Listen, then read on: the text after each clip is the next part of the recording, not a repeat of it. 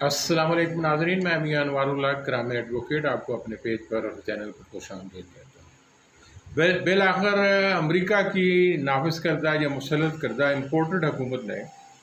جس کی قیادت شہباز شریف فرما رہے ہیں، بھارت سے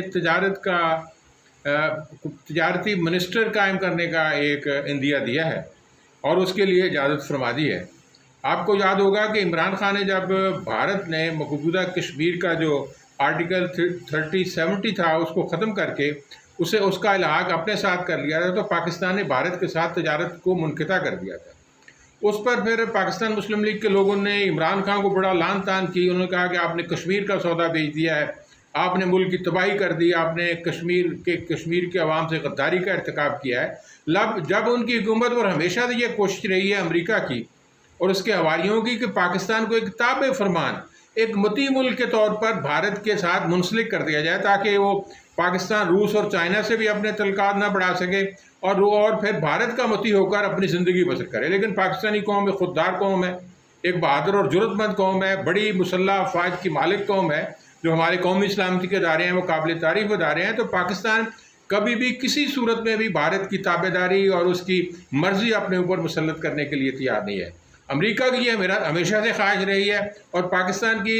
سابقہ رجیم کے خلاف بھی ان کا یہی نقطہ نظر تھا کہ اگر پاکستان کی جو حکومت ہے وہ ہماری تابعداری کرتی ہوئی روس سے دور رہے، روس سے جو وہ گیس تیل کا اور گندم کا معاہدہ کرے اس سے دور رہے اور تجارتی تعلقات کو منقطع کرے اور پھر سی پیک کے حوالے سے بھی اپنے آپ کو ودرا کرے، ان شرائط کو پورا نہ ہونے کی وجہ سے امریکہ کی حواریوں کی اس کی خود خواہش تھی کہ پاکستان کے اندر ایک رجیم چینج کا فارمولہ طے کہ جس رجیم چینج کے تبدیلی میں موجودہ حکومت جس کی قیادت شہباز شریف فرما رہے ہیں، انہوں نے آتے ہی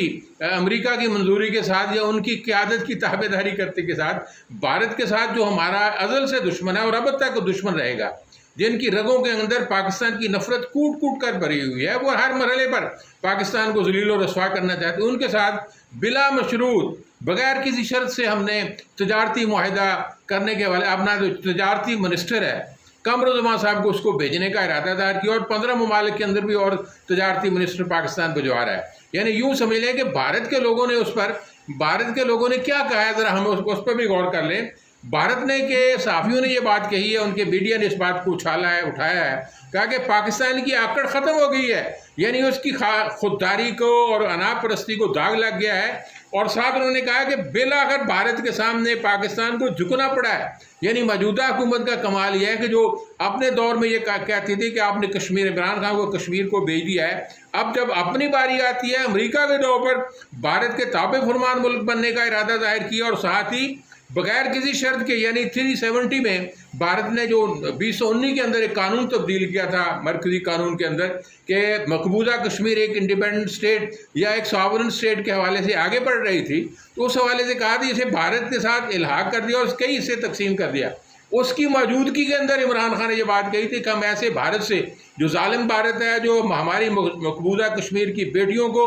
قسمت دری کرتا ہے، نوجوانوں کو بندوقوں سے چاک کرتا ہے، زخم لگاتا ہے، مقید کرتا ہے لوگوں کو، ہم اس ملک کے ساتھ تجارت نہیں کریں۔ یعنی غیرت، ہماری قومی غیرت کا اور قومی حمیت کا تقاضا یہ تھا کہ ہمیں بھارت کے ساتھ منقطع ہو جائیں، چاہے پاکستان کو خوددار ملک ہے، خود مختار ملک ہے، اس کی ساورنٹی کا بھروسہ ہے، ہم بھارت سے اس لیے الگ ہوئے تھے کہ یہاں پاکستان کے اندر اپنی مرضی کا نظام نافذ ہو جائے، اور ہمارے اگر مقبوضہ کشمیر کی بھائیوں کو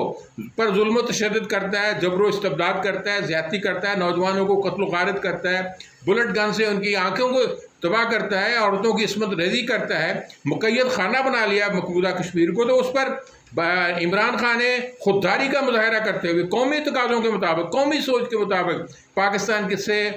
اور بھارت کے درمیان تعلقات کو منقطع کر دیا تھا۔ اس کے علاوہ بھی پاکستان نے ایک اور کارنامہ سر انجام دیا تھا۔ جب افغانستان کے اندر طالبان کی حکومت قائم ہوتی ہے تو طالبان نے کہا تھا کہ ہمیں اجازت دی جائے بھارت کے ساتھ۔ پاکستان نے ایک شرط پر اجازت دی تھی کہ افغانستان سے مال بھارت جا سکتا ہے لیکن بھارت سے افغانستان مال نہیں جا سکتا۔ یعنی عمران خان کی حکومت نے ہر قدم پر بھارت کی مزاحمت کی ہے، لیکن موجودہ حکومت سرنگوں ہو گئی ہے اور ان کا یہ خیال ہے تو شاید ہماری بہتری اس میں ہو۔ اور دوسری بات، جو اوورسیز پاکستانیوں کے لیے خطرے کی گھنٹی، سرخ جھنڈی جو موجودہ حکومت نے دکھا دی ہے، پاکستان تحریک انصاف منحرف رکن جناب نور عالم نے ایک قانون سازی کے لیے ایک بل پیش کیا ہے قومی اسمبلی کے اندر، اور جس میں یہ کہا گیا ہے کہ اوورسیز پاکستانیوں کے جو حقوق ہیں ان کا جو ووٹ ہے وہ اس کو ووٹ کی طاقت کو صلاحیت کو ختم کیا جائے، اور ساتھ انہوں نے کہا اس کی پھر وزیر قانون جو اعظم طارق صاحب ہیں ماشاءاللہ انہوں نے اس کی نفی کی ہے، نفی نہیں کی بلکہ اس کو انڈورس کیا اور اسے پھر قائمہ کمیٹی کے اندر جو انتخابی اصلاحات کی کمیٹی ہے اس کے سپرد کر دیا گیا، وہاں سے وہ پاس ہو کر یک طرفہ اسے منظور کر کے قومی اسمبلی میں بھیج دیں گے، اور قومی اسمبلی جو ہے اسے پاکستان کے تارکین وطن کا جو $31 بلین پاکستان کو بھیجتے ہیں، جو جن کی بیرون ملک کے اندر وہ پاکستان کے سفیر ہیں، پاکستان کے آواز کو بلند کرتے ہیں، ان کو ووٹ کا حق نہیں، یعنی ان کے مال و دولت کا پاکستانی قوم کو حق حاصل ہے، لیکن اگر کوئی حکومت نے جرات کے ساتھ مظاہرہ کرتے ہوئے ان کی خواہش کے مطابق، اور وہاں اب خطرہ یہ درپیش ہے کہ جتنے بھی تارکین وطن ہیں دوسرے ممالک کے اندر وہ پاکستان کی موجودہ حکومت کے خلاف بھرپور احتجاج کریں گے، اور پاکستان کی جو موجودہ حکومت اس کو احساس دلائیں گے، اللہ نہ کرے ایسا ہو کہ وہ ریمیٹنس بھیجنا ہی بند کر دیں یا کم کر دیں۔ ان کو تو پاکستان کی بہتری کے لیے ان کو اپنی ریمیٹنس میں اضافہ کرنا چاہیے، لیکن پاکستان کی جو موجودہ حکومت ہے اس کا جو ظالمانہ اور غیر منصفانہ اور جانبدارانہ جو رویہ ہے، کیونکہ اوورسیز عام طور پر لوگ سمجھتے ہیں کہ وہ پاکستان تحریک انصاف کا ووٹ بینک ہے، لہذا موجودہ حکومت کی خواہش ہے بلکہ تمام اتحادیوں کی خواہش ہے کہ ان کو ووٹ کا ختم کیا جائے، اور جو فراڈ عام الیکشن میں ہوتا ہے الیکٹرک مشین کی وجہ سے وہ نہیں ہونے کا امکان، تو لہذا اس کو بھی ختم کیا تاکہ ان کے لیے راستہ ہموار ہو سکے۔ اور دوسری بات یہ ہے کہ خواجہ عاصم نے ایک بات بڑی کہی ہے، اس نے کہا کہ شاید نومبر سے پہلے الیکشن ہو جائے، اور مسلم لیگ کا جو وزراء کا اور پورا ایک قافلہ جناب نواز شریف کی خدمت میں حاضر ہوا ہے، وہ مختلف پہلوؤں پر غور و فکر کرے گا، اور ساتھ وہ محلف ہو کر گئے ہیں کہ ہمارے اندر سے باہر بات نہیں جانی چاہیے، لیکن بہرحال دیواروں کے بھی کان ہوتے ہیں، وہ جو میٹنگ میں جو کچھ ہوگا وہ ظاہر ہو جائے گا۔ اور اس لیے ہمیں یہ نظر آتا ہے کہ پاکستان مسلم لیگ کے لیے پھر راستہ کون سا ہے؟ اگر وہ عمران خان کی مقبولیت سے یہ چاہتی ہے کہ وہ سیٹ ایڈجسٹمنٹ کر لے باقی اپوزیشن جماعتوں سے، یعنی وہ پاکستان کے اندر ایک ملحوبہ ایک حلیم جیسی حکومت بنانا چاہتی ہیں جو مختلف رائے بھی ہیں، متضاد نظریات کے مالک لوگ ہیں، پیپلز پارٹی کا اپنا قبلہ ہے، نواز شریف کا اپنا قبلہ ہے، NP کا اپنا قبلہ ہے، مولانا فضل الرحمان کی اپنی خواہشیں ہیں، تو کیا یہ چونچوں کا مربع یا بانمتی کا کنبہ اکٹھا ہو گیا، یا یہ ایک حلیم کی صورتحال کر کے پاکستان کو کون سی خارجہ پالیسی بہتر دے گا؟ پاکستان کے اندر مہنگائی کا طوفان آ رہا ہے، خوفناک حد تک آ رہا ہے، شاید مسلم لیگ کی حکومت اب حکومت سے جان چھڑانا چاہتی ہے تاکہ مہنگائی کا جین جو بوتل سے باہر آ چکا ہے، پٹرول کی قیمت میں اضافہ ہوگا، دالوں کی قیمت، کوئی ایسی چیز نہیں بچی جو موجودہ حکومت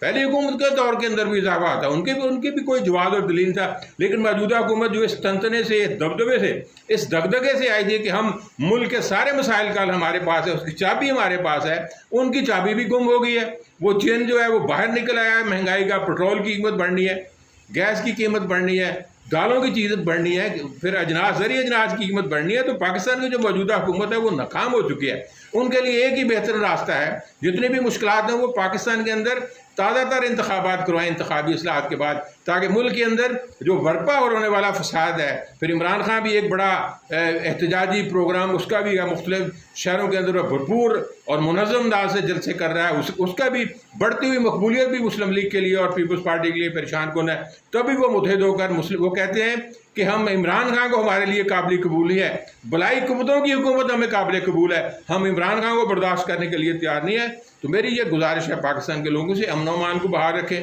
صبر سے، تحمل سے، بردباری سے ایک دوسرے کی بات سنیں، اور ملک کے اندر جو یہ ہنگامی صورتحال پیدا ہونے کے امکانات پیدا ہوئے ہیں، جو ظلم و تشدد ہوگا حکومت کی طرف سے، قافلوں کو روکنے کی کوشش کی جائے، تو لازمی بات ہے اس کے نتیجے میں مزاحمت ہوگی، اگر مزاحمت بھی ہوگی تو خون خرابہ بھی ہو سکتا ہے، جس سے محترم رانا ثناء اللہ صاحب کہتے ہیں، یہ شیخ رشید نے یہ کہا کہ خون خرابہ ہوگا۔ جب مزاحمت آپ کریں گے، ہمارے قومی سلامتی کے ادارے رکاوٹ بنیں گے، پولیس ہے، FI ہے، دوسرے ادارے ہیں، تو لازمی بات ہے پاکستان کے عوام مشتعل ہوں گے، وہ اپنی منزل کو پانے کے لیے پھر جدوجہد کا آغاز کریں گے۔ واخر دعوانا الحمدللہ۔